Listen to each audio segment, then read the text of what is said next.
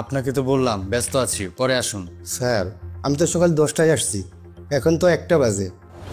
যদি এখন আমার কাগজগুলো একটু দেখতেন তাহলে খুব উপকার হতো। আরে বাবারে, বুঝলাম আপনি অপেক্ষা করছেন, কিন্তু আমি তো কাজ করছি। আমি কাজ ছাড়া বসেছিলাম, আপনি বলুন। জি স্যার, আমি বুঝতে পারছি, কিন্তু আমি তো গত কয়েকদিন যাবত এই কাগজগুলো নিয়ে ঘুরতেছি। যেহেতু এনআইডি সংশোধনের ব্যাপার স্যাপার একদিনে তার হবে না। আপনি আবেদন করে দেওয়ার পরেও তো অন্তত 2-4 দিন লাগবে, কিন্তু গত 7 দিন যাবত আমি আবেদনটাই করতে পারলাম না। সমস্যা নেই, আপনি একটু পরে আসুন, আমি দেখব কি করা যায়। স্যার, একটু পরে তো লাঞ্চ টাইম, তখন তো আবার লাঞ্চে চলে যাবেন। দেখেন না স্যার, এখন যদি কিছু করা যায়। তো লাঞ্চ টাইমে লাঞ্চে যাব না তো আপনার জন্য বসে থাকবো? স্যার, আমি খুব সমস্যার মধ্যে আছি।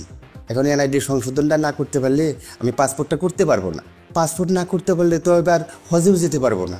স্যার, বয়স হয়েছে, এত কিছু বুঝি না। 7 দিন যাওয়াতে এই কাগজগুলো নিয়ে ঘুরতেছি। এখন কিভাবে কি সংশোধন করবেন একটু যদি করে দিতেন। ঠিক আছে, আমি দেখব কি করা যায়, আপনি এখন আসুন।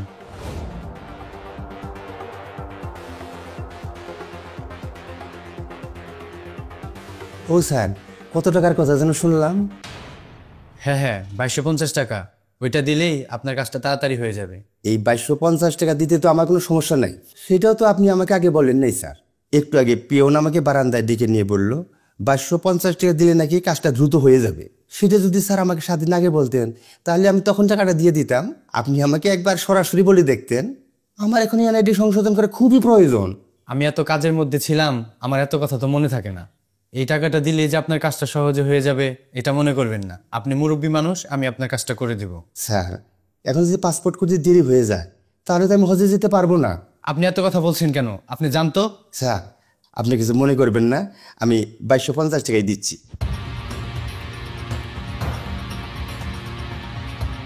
কি ব্যাপার, কি হয়েছে এখানে?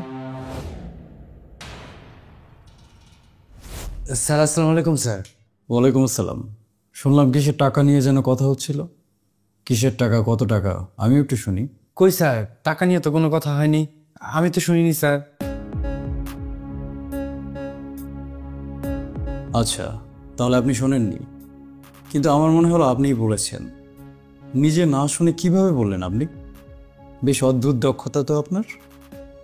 স্যার, আমি তো আমার কাজ করছিলাম, ওই যে চাচা আসছে, আমি চাচার কাজটা করে দিচ্ছি। উনি এখানে কি কাজে এসেছেন? আসসালামু আলাইকুম স্যার। ওয়ালাইকুম আসসালাম। স্যার, আমি আমার এনআইডি কার্ডটা সংশোধন করতে আসছি। প্রায় 7 দিন যাবৎ কাগজপত্র নিয়ে ঘুরতেছি, কিন্তু সংশোধন করতে পারতেছি না। আপনি যদি একটা ব্যবস্থা করে দিতেন তাহলে খুব উপকার হতো। আপনি আমাকে তুমি করে বলুন, আমি আপনার ছেলের বয়সী। আচ্ছা ঠিক আছে বাবা, আমি তো ওই 7 দিন যাবৎ ঘুরতেছি এনআইডি কার্ডটা সংশোধন করার জন্য, কিন্তু এনআইডি কার্ডটা সংশোধন করতে পারতেছি না। আমি আবার হজে যাব, যদি সময় মতো সংশোধন করতে না পারি তাহলে পাসপোর্টও করা হবে না, আমার হজে যাওয়া হবে না। আমার একটা মাত্র ছেলে, সে অনেক কষ্ট করে দেশের বাইরে থেকে টাকা পাঠিয়েছে আমাকে হজে পাঠানোর জন্য। এখন যদি আমি এনআইডি সংশোধন করতে না পারি তাহলে হজেই যেতে পারবো না। যেহেতু আমার একমাত্র ছেলেটা দেশে নাই, তাই এই কাগজপত্রগুলো নিয়ে এই বয়সে আমাকেই দৌড়াদৌড়ি করতে হচ্ছে। আমার তো আর কোনো মানুষ নেই বাবা। হ্যাঁ, বুঝতে পেরেছি চাচা। কোনো সমস্যা নেই, আপনি কাগজপত্রগুলো জমা দিয়ে যান। আমরা যত দ্রুত সম্ভব সংশোধন করে আপনাকে খবর দেব। এই কথা তো 7 দিন আগেও এক স্যার আমাকে বলছে, কিন্তু হচ্ছে না তো বাবা। 7 দিন যাবৎ ঘুরছেন মানে? জি বাবা, এই কাগজগুলো নিয়ে এই অফিসে আমি 7 দিন যাবৎ ঘুরতেছি। সবাই শুধু বলে একটু পরে আসেন, একটু পরে আসেন, কিন্তু কেউ কাজ করে দেয় না। আমি কয়েকবার সরাসরি আপনার সাথে কথা বলার চেষ্টা করছি, কিন্তু আপনার রুমেই কেউ আমাকে ঢুকতে দেয় না। আজকে সকালে আমি 10টার সময় আসছি, এখন বাজে 1টা। এতক্ষণ ধরে তারা শুধু আমাকে বসিয়েই রাখলো, কোনো কাজ করে দেব না। আমি কি চলে যাব বাবা? কি ব্যাপার কাসার সাহেব, আপনি ওনার কাজটা এখনো করে দেননি কেন? স্যার, উনি তো আজকেই প্রথম আমার কাছে আসলেন, এর আগে কোথায় কোথায় গেছে সেটা তো আমি বলতে পারবো না। চাচা, আপনি গত 7 দিনে কার কার কাছে সংশোধনের ব্যাপারে গিয়েছেন আমাকে একটু বললেন। 7 দিন আগে যখন আমি অফিসে আসলাম তখন ওনারা বলেছিলেন এই কাগজগুলো জমা দিয়ে যাইতে।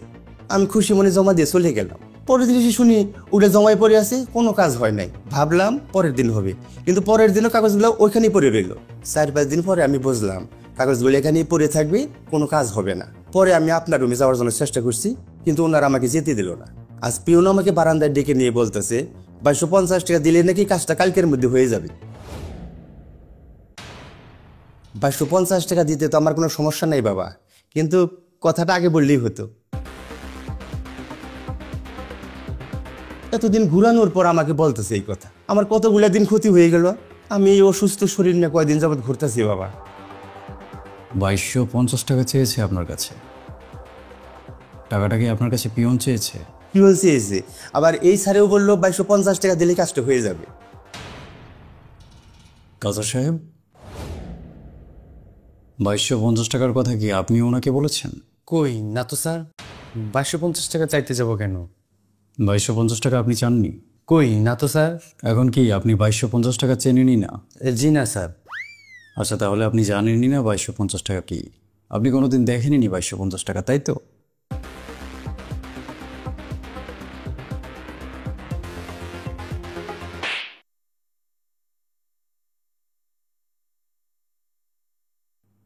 কি ব্যাপার কাউসার সাহেব, কোথায় গেলেন?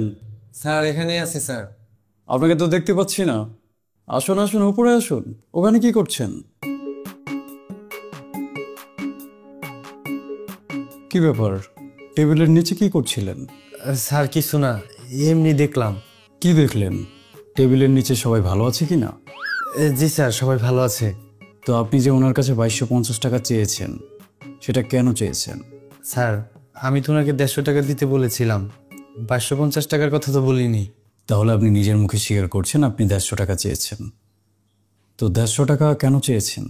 স্যার পিয়ন কাগজপত্র আনা নেওয়া করে, এই জন্য ওকে কিছু টাকা দিতে হয়। এই কাগজপত্র আনা নেওয়া করার জন্যই পিয়নকে চাকরিটা দেওয়া হয়েছে। ও এটার জন্যই বেতনটা পায়।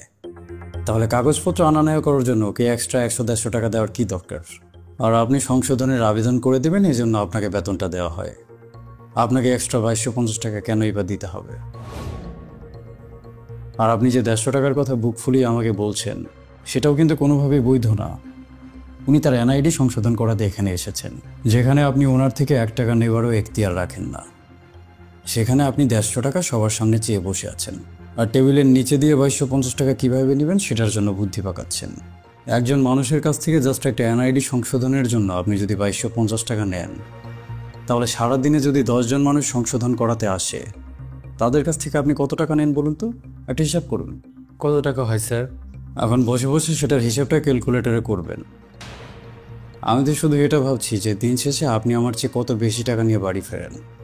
শুধু নামেই আমি আপনার চেয়ে উচ্চ পদস্থ একজন কর্মকর্তা। টাকা পয়সার মামলায় তো আপনি আমার চেয়ে অনেক এগিয়ে। জি না স্যার, একদম না স্যার। এজন্য এত দামি বাইক আপনি চালান, আর আমি রিক্সায় করে অফিসে আসি। সবাইকে তো বলেছেন আপনার শ্বশুরবাড়ি থেকে এটা দিয়েছে। এখন কোন শ্বশুরবাড়ির টাকায় কিনেছেন সেটা তো বুঝতে পারছি। দেখুন, টাকা পয়সার প্রয়োজন কম বেশি সবারই আছে, তাই বলে অসৎ পথে যে টাকা পয়সা উপার্জন করতে হবে, এটা কোনো কথা হতে পারে না। মানুষ হিসেবে জন্মগ্রহণ করেছেন, পুরোপুরিভাবে মনুষ্যত্ব পালন না করতে পারলেও কিছুটা মনুষ্যত্ব তো পালন করতেই হবে। এই যে এরকম বয়স্ক মানুষেরা আসেন নিজেদের সমস্যা নিয়ে, উনি তো আপনার বাবার বয়সী, আমার বাবার বয়সী। এই মানুষটাকে দিনের পর দিন আপনি কিভাবে ঘোরাচ্ছেন? আপনি কি শোনেননি যে উনি হজে যাবেন? সরকারি চাকরি পেলে মানুষ ঘুষখোর হয়, অনেকেই হয়, তাই বলে এত মনুষ্যত্ব বিসর্জন দিয়ে ফেলেছেন। চাকরিটা পেয়েছেন বলে একদম অমানুষ হয়ে যাবেন না, একটু মানুষ হওয়ার চেষ্টা করুন। Ji sir, thank you sir. Sir আপনাকে অনেক ধন্যবাদ। তাহলে কি আমার কাগজপত্রগুলো এখন সংশোধন করতে পারবো? চাচা, আপনাকে তো বলেছি আমাকে তুমি করে বলুন, আমি আপনার ছেলের বয়সী। চাচা, আপনি কষ্ট করে আজকেও আবার আপনার ডকুমেন্টসগুলো জমা দিয়ে যান। আমি স্পেশালি নিজে কথা বলি আপনার ডকুমেন্টসগুলো যত দ্রুত সম্ভব সংশোধন করে আনাবো। আর ডকুমেন্টসগুলোর পেছনে আপনার নম্বরটা প্লিজ দিয়ে যাবেন, যাতে কাগজগুলো সংশোধন হয়ে আসলে সাথে সাথে আমি আপনার সাথে যোগাযোগ করতে পারি। আর হ্যাঁ, অবশ্যই কাউকে কোনো ধরনের টাকা পয়সা দেওয়ার কোনো প্রয়োজন নেই। আর হ্যাঁ, এরপরেও যদি আপনি এরকম হেনস্থার শিকার হন, সোজা আমার রুমে চলে যাবেন। কেউ যদি আপনাকে বাধা দেয়, তার গালে একটা চড় বসিয়ে দিবেন। তারপরে যা হবে সেটা আমি দেখব। জি বাবা, আল্লাহ তোমার ভালো করুক।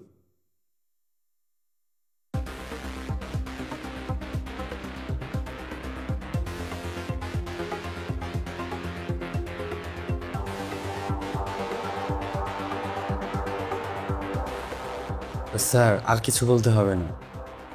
কই, আমি তো আপনাকে কিছু বলেইনি। জি স্যার, বলেননি। আপনি আগেই ধরে নিয়েছেন যে উনি চলে যাওয়ার পর আমি আপনাকে চরমভাবে ধমকাবো। জি স্যার, আমি আগেই বুঝতে পারছি। এত বোঝার কোনো প্রয়োজন নেই। আপনার কাজটা সততার সাথে করার চেষ্টা করুন। যাতে ভবিষ্যতে আপনাকে টেবিলের নিচে না পাঠাতে হয়।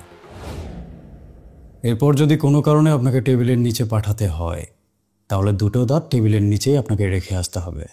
কথাটা মাথায় রাখবেন। জি স্যার, থ্যাংক ইউ স্যার। ঘুষ আমাদের বর্তমান সমাজের ভয়ানক একটি ব্যাধি।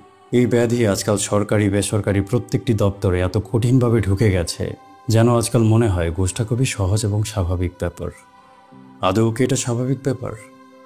ঘুষকে নর্মালাইজ করা বন্ধ করুন। আর যাই হোক, একটা ঘুষখোর জাতি কখনোই বিশ্বের সামনে মাথা উঁচু করে দাঁড়াতে পারবে না।